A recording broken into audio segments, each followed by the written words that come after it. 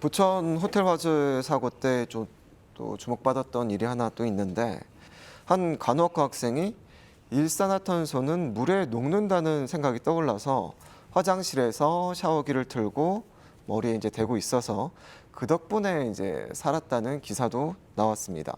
이 기사를 접한 시민들 가운데서는 또 이제 화재가 났을 때 또 비슷하게 할 수 있거든요. 이 기사 내용 좀 옳은 건지 어떤 건지 교수님 좀 말씀 좀 해주시죠. 네, 실제로 이제 생존자분께서 화장실로 들어가서 문틈을 막은 다음에 그다음 이제 이 샤워기로 물을 뿌려서 이제 생존했다라는 것들이 알려지면서 이런 방법들이 굉장히 좀 좋은 방법이 아니냐라는 부분들 질문들을 많이 받는데요. 우선 첫 번째는 이렇게 이제 샤워기로 물을 뿌려서 이산화탄소를 녹인다라고 하는 것들은 그 효과는 굉장히 미미할 겁니다. 그렇기 때문에 실제적으로 뭐 호흡이 곤란한 상황 혹은 질식이 되는 상황을 이런 물을 뿌림으로써 회피할 수 있다라는 것들은 사실은 좀 불가능하고요. 그렇기 때문에 오히려 이분이 이제 있는 실 안쪽에 오히려 이런 가스들, 유독한 가스들이 침투가 안 된 상황이었을 거다 이렇게 보는 게 맞을 것 같고요.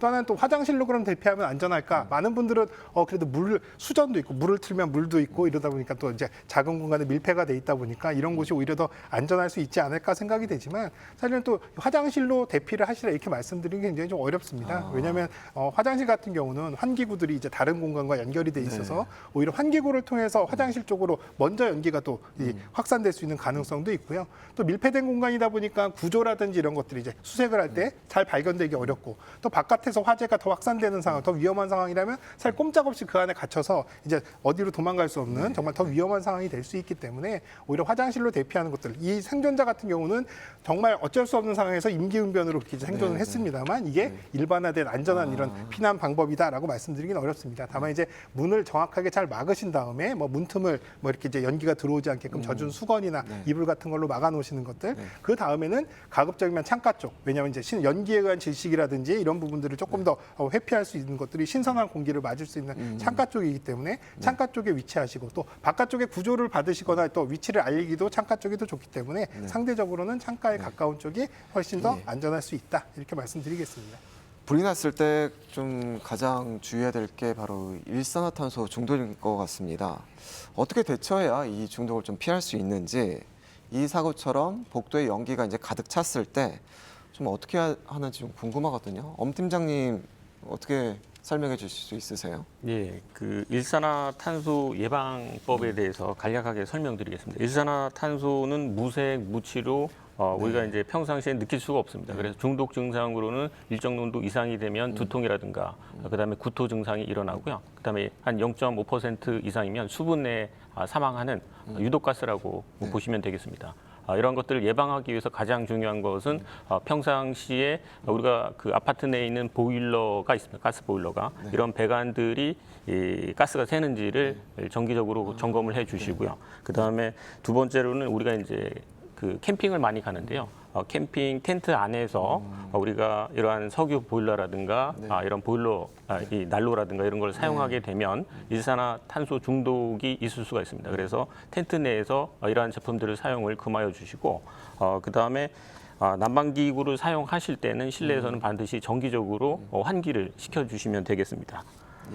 이런 여러 가지 안전 조치를 통해서 일산화탄소 중독을 예방하실 수 있을 거라고 판단됩니다. 교수님이 보시기에는 가장 일반적인 화재가 났을 때 대처 방법 몇 가지만 좀 꼽아주시죠. 예, 뭐 최근에 이제 뭐 작년 같은 경우에도요 아파트 화재 이런 것들이 빈번하게 발생을 하면서 그 당시에 이제 대부분 불이 난 공간보다는 대피를 하는 과정에서 사망자들이 많이 발생하는 이런 상황들 때문에 아파트나 또 실내 공간에서의 대피 요령들이 조금 좀 바뀌었습니다. 그래서 과거에는 빨리 대피해라, 그래서 빨리 건물 바깥으로 나가는 것들 이런 것들이 중요했다면 지금은 화재가 발생한 위치 그리고 내가 대피할 수 있는 경로가 이미 화염이라든지 연기에 노출됐는지 여부를 확인하고 판단을 해서 대피하는 것들이 굉장히 중요하거든요. 그래서 본인이 만약에 대피를 하려고 현관문을 열었을 때 이미 연기가 차 있거나 또 화염이 보인다면 무리하게 그곳을 뚫고 대피를 할 생각은 안 하시는 게 좋겠고요. 오히려 이렇게 연기가 노출된 상황이라면 세대문을 다시 닫고 문틈새를 잘 막은 다음에 본인 119에 신고를 하거나 창밖으로 본인이 이 갇혀 있다. 그래서 구조를 해달라는 것들을 적극적으로 알리시는 것들 이런 것들이 중요하겠습니다. 또 한편으로 이렇게 이제 화재가 계속 지속되면서 연기도 계속 이제 실내로 들어오게 되고 위험한 상황이라면 무작정 뛰어내리시는 것들 이런 것들보다는 세대 내 안에 있는 피난 기구 혹은 또 피난 대피 시설 또 대피 시설 대체 시설 같은 것들이 설치돼 있거든요. 이런 것들을 찾아서 사용하시는 것들이 생존 확률을 높일 수 있다 이렇게 생각이 됩니다. 예. 우리 또 회장님이 생각하시기에는 화재 상황이 워낙 다양하잖아요. 그래서 그렇죠.